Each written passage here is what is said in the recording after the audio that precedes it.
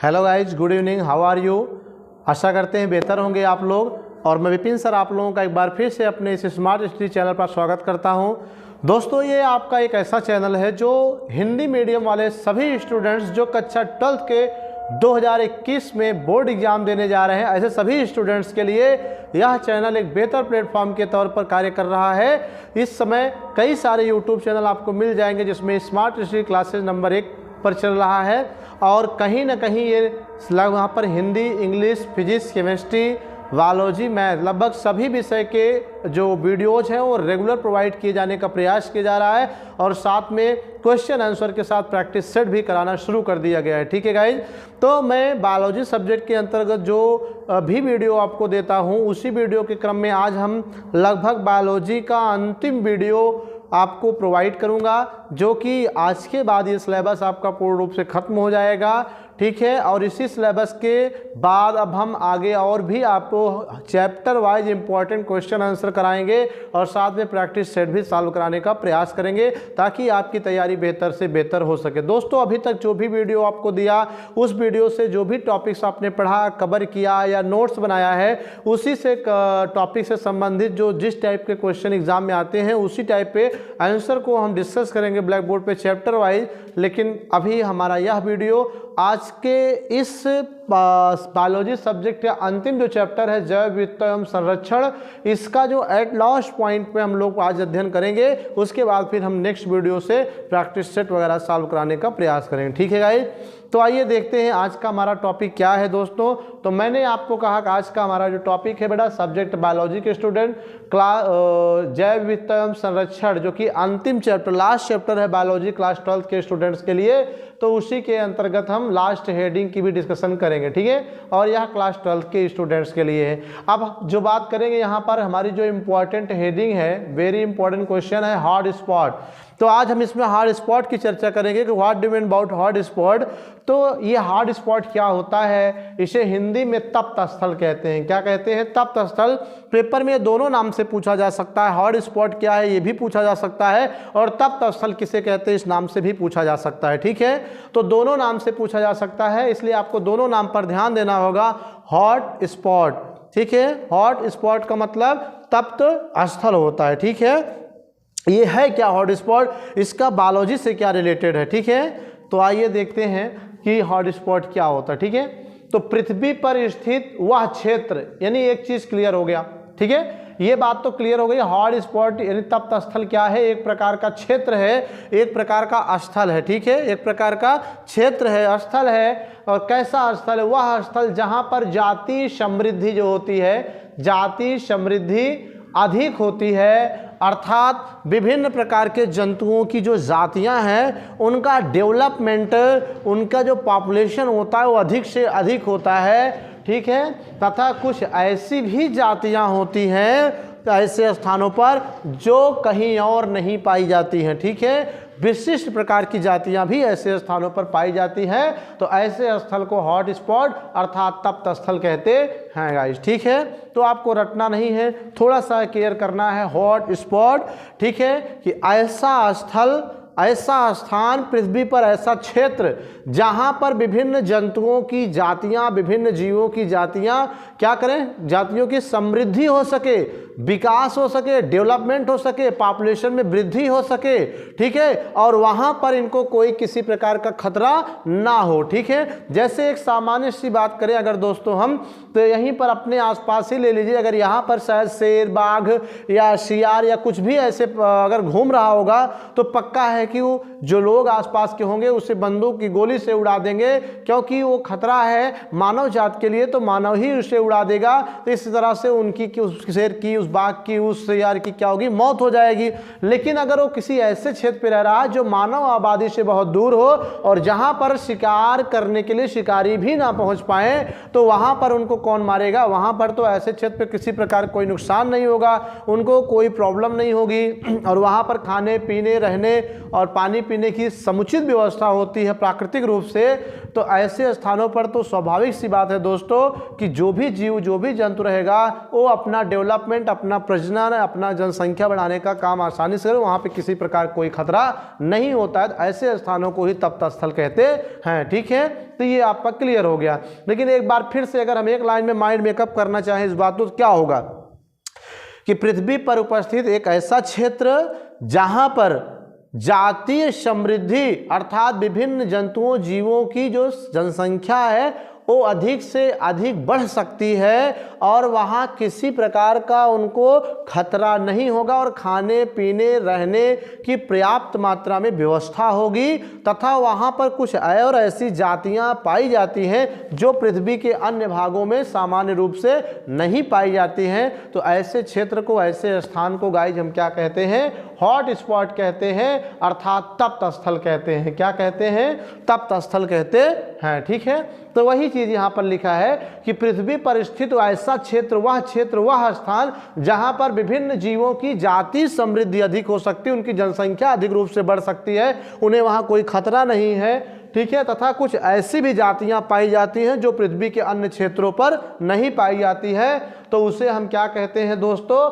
Hot spot कहते हैं। क्या कहते हैं? हॉट स्पॉट अर्थात तप्त स्थल कहते हैं। ठीक है, अब यहाँ पर एक वैज्ञानिक है, नॉर्मन मायर्स के अनुसार अगर बात करें तो इन्होंने पूरे ऑल ओवर वर्ल्ड में, पूरे संसार में, पूरे विश्व भर में कुल ऐसे 34 स्थानों की खोज की। हम इंडिया की बात नहीं कर रहे हैं कि सिर्फ इंडिया की बात कर रहे हैं। ठीक है, हम पूरे विश्व की अगर बात करें, अमेरिका, चीन, रूस, Japan, India, Sri Lanka, Pakistan, Bangladesh, Bhutan, Iran, Iraq, Malaysia, Kuwait, Saudi, सब की बात करें, अगर पूरे विश्व में सभी देशों की बात करें तो लगभग कुल देशों की संख्या 200 के ऊपर है। लेकिन सभी देशों में कुल मिला करके नॉर्मन मायर्स के अनुसार 34 ऐसे स्थान की खोज हुई है जो तप्त स्थल के रूप में विकसित किए गए या तप्त स्थल के रूप में जाने जाते हैं। ठीक है, मतलब पूरे विश्व में सिर्फ 34 ही ऐसे स्थान हैं जहां पर कि कोई जीव या जंतु रहे तो उसकी जाति समृद्धि अधिक होगी, पॉपुलेशन बढ़ेगी, कोई शिकार की टेंशन नहीं, उसे किसी भी प्रकार के संकटग्रस्त होने की जरूरत वहां नहीं है, क्योंकि ऐसे स्थानों पर खाने की, पीने की, रहने की और सुरक्षा की पूरी व्यवस्था होती है। ठीक है, और यहाँ पर किसी प्रकार की उनको कोई दिक्कत नहीं होती है। ठीक है, तो नॉर्मन मायर के अनुसार कितने तप्त स्थल हैं? How many hot spot? तो दैट सिंपल यार, 34 मतलब 34 तप्त स्थल बताए गए हैं। तो ये चीज मैं यहाँ पे काउंट कर ले रहा हूं कि नॉर्मन मायर के अनुसार पृथ्वी पर कुल 34 तप्त स्थल, पृथ्वी पर कुल 34 तप्त स्थल, ठीक है, बताए गए हैं। ठीक है, जहां पर जाति समृद्धि अधिक होती है, जाति समृद्धि अधिक होती है। ठीक है, जाति समृद्धि अधिक होती है। और दोस्तों अगर हम कहें पृथ्वी पर का मतलब सिर्फ इंडिया की बात नहीं, पूरे विश्व की कुल कितने हैं? 34 तप्त स्थल बताए गए हैं। ठीक है, और इनमें से इंडिया में कितने हैं? How many hot spot found in your Indian country?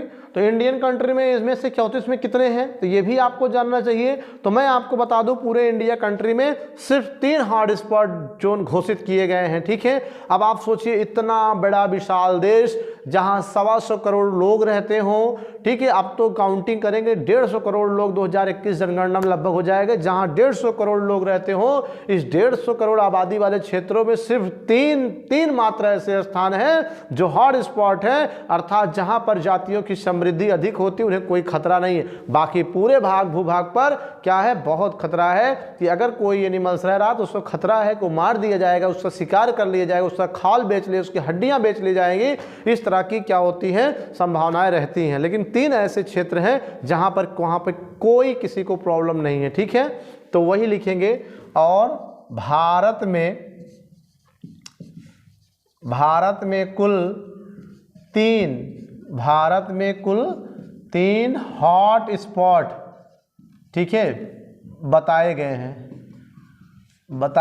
हैं। ठीक है, बताए गए हैं जो इस प्रकार हैं, जो इस प्रकार हैं। Number 1 Indo Burma, Indo Burma. Number 2 पश्चिमी घाट श्रीलंका,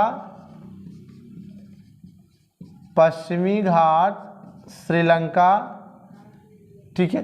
नंबर 2 हो गया। अब यहाँ पे जगह नहीं है, हम यहाँ लिख दे रहे हैं सी। तीसरे की बात करें हम, ठीक है, 2 हो गया है। तीसरे की बात करें तो हिमालय, ठीक है। तीसरा क्या है आपका?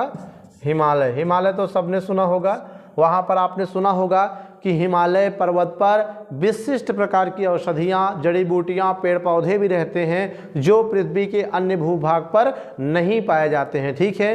हिमालय अपने आप में बहुत खास है, बहुत अजूबा एक तरह से कह लीजिए है, क्योंकि वहाँ पे जो जंतु, जो जीव, जो वनस्पतियाँ होती हैं वो पृथ्वी के अन्य भूभाग पर नहीं होते हैं। और हिमालय पे रहने वाले वनस्पतियों, जीव जंतुओं को किसी प्रकार की कोई संकट या किसी प्रकार कोई शिकार करने की संभावना नहीं होती है। इसलिए हिमालय को भी हॉट स्पॉट जोन के रूप में क्या किया गया है?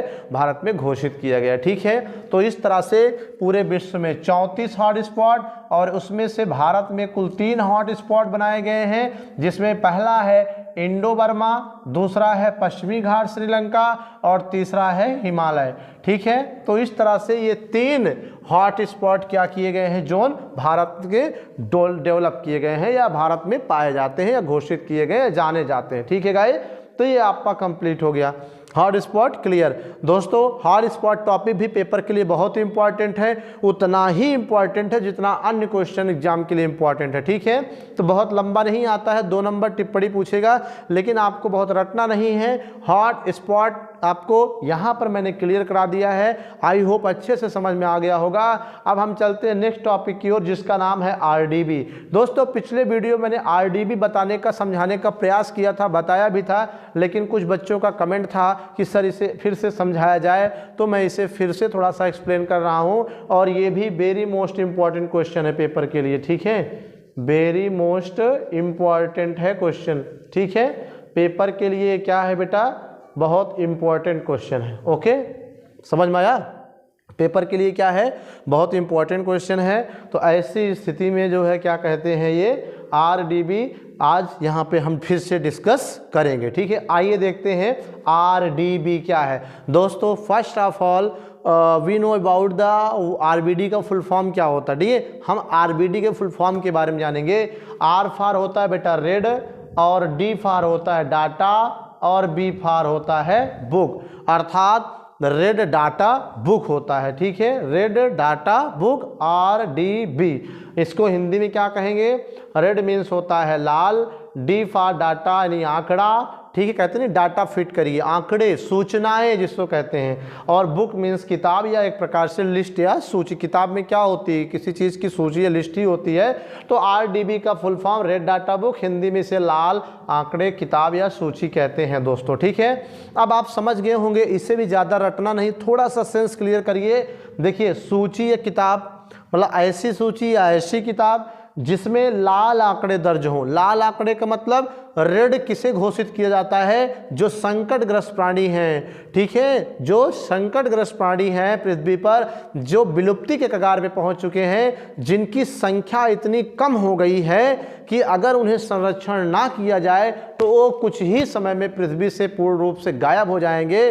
तो उन्हें संकटग्रस्त जीव कहते हैं। और ऐसे जीवों की सूचना WCU वर्ल्ड कंजर्वेशन यूनियन जो है, ठीक है, ये WCU जो है ये क्या किया? ऐसे जीवों की सूचना को एक किताब में आंकड़ाबद्ध कर दिया, एक किताब में लिखकर उसे संरक्षित कर दिया कि ये संकटग्रस्त हैं, इनको संरक्षण प्रदान किया जाए हर देशों में, नहीं तो आने वाले समय में पृथ्वी से विलुप्त हो जाएंगी, जिसके कारण जैव विविधता पर खतरा बन रहेगा।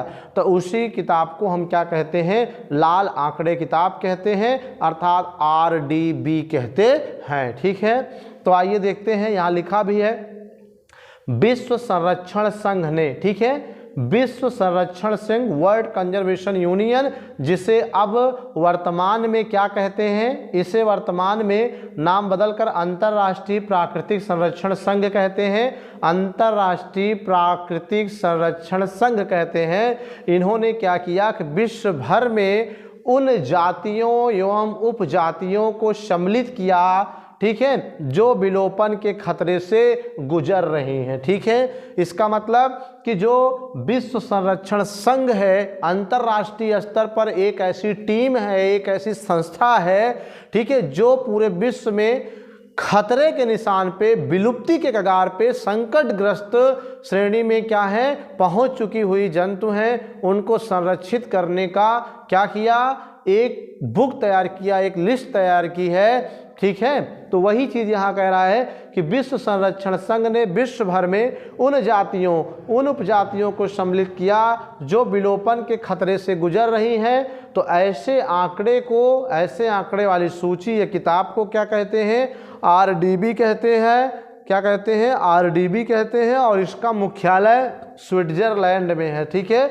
इसका मुख्यालय कहाँ है, स्विट्जरलैंड में है। समझ में आई बात कि नहीं, किसका मुख्यालय स्विट्जरलैंड बेटा, WCU, जिसे वर्तमान में अंतर्राष्ट्रीय प्राकृतिक संरक्षण संघ कहते हैं। ठीक है, इसका मुख्यालय स्विट्जरलैंड बनाया गया है। और यह संस्था पूरे विश्व में क्या कर रही है, विभिन्न प्रकार के जीव जातियों के जो खतरे से निशान पे हैं, जो विलुप्ति कगार पे, जो संकटग्रस्त है, उनको कैसे संरक्षित किया जाए, कैसे उन्हें बचाया जाए, कैसे उनकी संख्या में वृद्धि किया जाए। ठीक है, इन सब बातों के लिए कार्य करती है। और यही संस्था ने क्या किया, RBD अर्थात रेड डाटा बुक का निर्माण किया। ठीक है, तो ये आपका क्लियर हो गया। ठीक है, red data book, I hope RBD भी आपको समझ में आया होगा गाइज। ठीक है, तो सभी गाइज पॉइंट को नोट करें। हम चलते हैं इस पार्ट का अंतिम हेडिंग पढ़ाने, ठीक, अंतिम टॉपिक डिस्कस करने, जिसके अंतर्गत कुछ इंपॉर्टेंट और बायोलॉजिकल फैक्ट आपको क्लियर कराएंगे जो कि अभी आप नहीं जानते होंगे। ठीक है, तो नोट करें सभी गाइज इसे फटाफट। तो नोट कर लिया होगा आप लोगों ने। अब हम चलते हैं इस पार्ट के कुछ और इम्पोर्टेंट। पिछले वीडियो में मैंने कुछ राष्ट्रीय उद्यान जो कि बहुत महत्वपूर्ण हैं उनके बारे में मैंने आपको पढ़ाया था, बताया था, सिखाया था। और उसी से रिलेटेड कुछ एट लास्ट 2-3 रह गए हैं, उनके बारे में भी हम डिस्कस कर रहे हैं। ठीक है, क्या डिस्कस कर रहे हैं कि भारत के कुछ महत्वपूर्ण राष्ट्रीय उद्यान। ठीक है, जैसा कि मैंने पहले बताया, पिछले वीडियो मैंने इसमें तो कुछ चर्चा किया था। ठीक है, अब उसी में कुछ और बाकी हैं, उनकी भी चर्चा हम कर लेते हैं। पहला, जैसे पहला है, ठीक है, राष्ट्रीय उद्यान का नाम कहाँ स्थित है और इसकी विशेषताएं क्या है, इंपॉर्टेंस या मतलब स्पेशलाइजेशन क्या है, ये चीज़ मैंने यहाँ पर डिनोट किया। ठीक है, आइए देखते हैं। पहला बेटा गिर जंगल।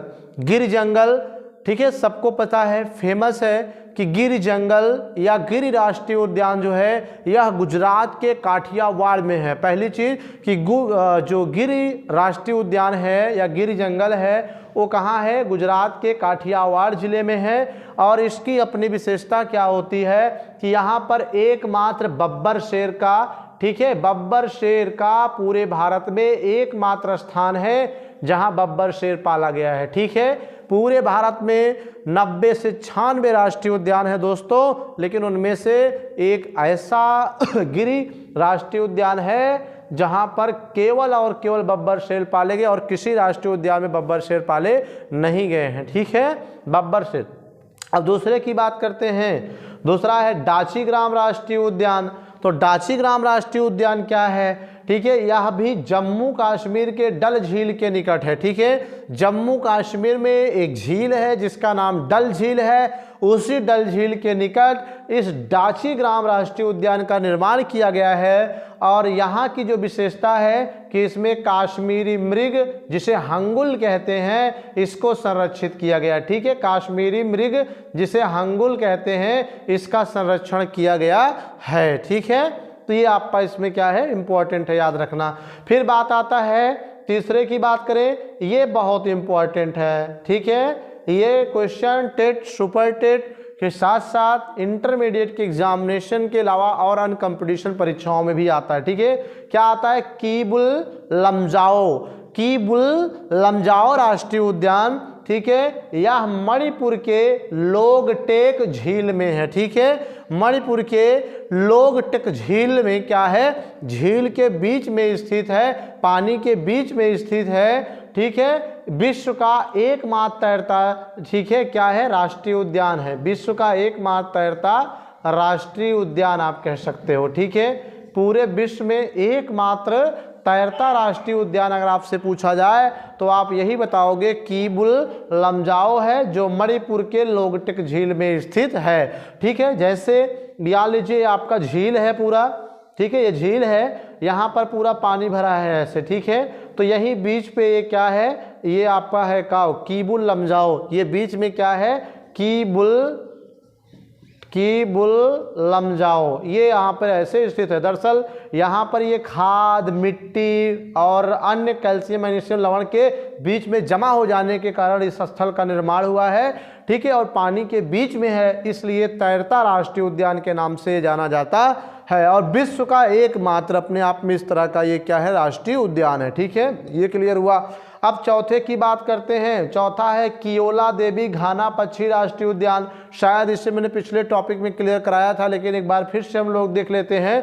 कियोला देवी घाना पक्षी राष्ट्रीय उद्यान ये भरतपुर के राजस्थान में है। राजस्थान राज्य में भरतपुर जिले के निकट है, और यहाँ की जो विशेषता है, यहाँ प्रवासी और अप्रवासी दोनों प्रकार के पक्षी, देसी विदेशी दोनों पक्षियों का, ठीक है, संरक्षण किया गया है, और विश्व भर में सर्वश्रेष्ठ अभ्यारण्य में से एक है। ठीक है, पूरे विश्व में सबसे अच्छे अभ्यारण्य में एक अभ्यारण्य ये भी है। कौन सा, कियोला देवी घाना राष्ट्रीय पक्षी उद्यान, जो भरतपुर राजस्थान में, जहाँ देसी विदेशी प्रवासी अप्रवासी पक्षियों को संरक्षित करने का प्रयास किया गया है। ठीक है, तो ये आपका हो गया।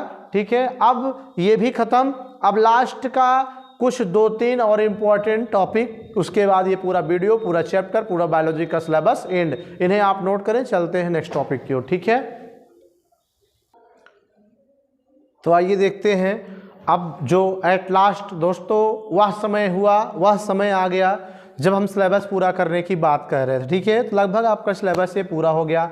आइए यही लास्ट चैप्टर की लास्ट हेडिंग्स के बारे में कुछ important fact about wild life हम लोग देखेंगे। ठीक है, अर्थात वन्य प्राणियों से संबंधित कुछ महत्वपूर्ण सूचनाएं। ठीक है, वन्य प्राणियों से संबंधित कुछ महत्वपूर्ण सूचनाएं। ठीक है, वन्य प्राणियों से संबंधित, ठीक है, मतलब वनों में रहने वाले जो प्राणी हैं उनसे संबंधित कुछ इंपॉर्टेंट फैक्ट के बारे में हमें जानना चाहिए, जो कि हमें नहीं पता होगा। ठीक है, क्या कि विश्व का सबसे तेज उड़ने वाला पक्षी, ठीक है, दैट इंपॉर्टेंट फैक्ट, कि विश्व का सबसे तेज उड़ने वाला जो पक्षी है उसका नाम बतासी है दोस्तों, जिसे अंग्रेजी में स्विफ्ट कहते हैं और हिंदी में बतासी कहते हैं। और यह 170 किलोमीटर प्रति घंटे की रफ्तार से क्या होता है, उड़ता है, अर्थात 1 घंटे में 170 किलोमीटर की दूरी यह तय कर सकता है, इतनी तेज उड़ता है। ठीक है, अब आप सोच सकते हैं कि 1 घंटे में यहाँ पर 4 व्हीलर जो होती है गाड़ियाँ, कार, मारुति भी इतनी तेज नहीं उड़ सकती हैं।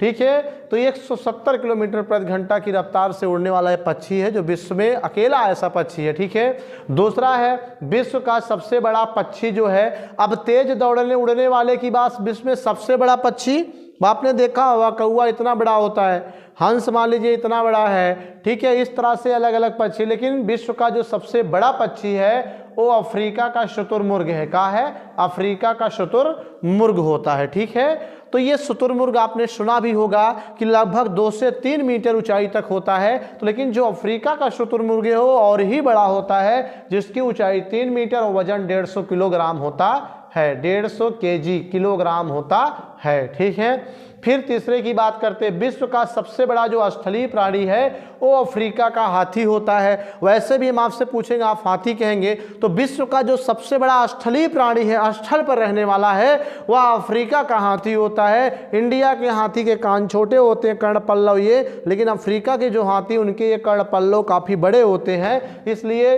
विश्व का सबसे बड़ा स्थलीय प्राणी अफ्रीकन हाथी होता है, जिससे कर्ण पल्लव बड़े बड़े होते हैं। ठीक है, ये भी क्लियर हो गया। अब बात करते विश्व का सबसे तेज दौड़ने वाला पक्षी क्या है। चीता है, सॉरी विश्व का सबसे तेज दौड़ने वाला पक्षी नहीं, यहाँ पर हमको जंतु कहना चाहिए था, सॉरी, विश्व का सबसे तेज दौड़ने वाला जंतु चीता है, जो लगभग 70 से 115 किलोमीटर प्रति घंटे की रफ्तार से दौड़ता है।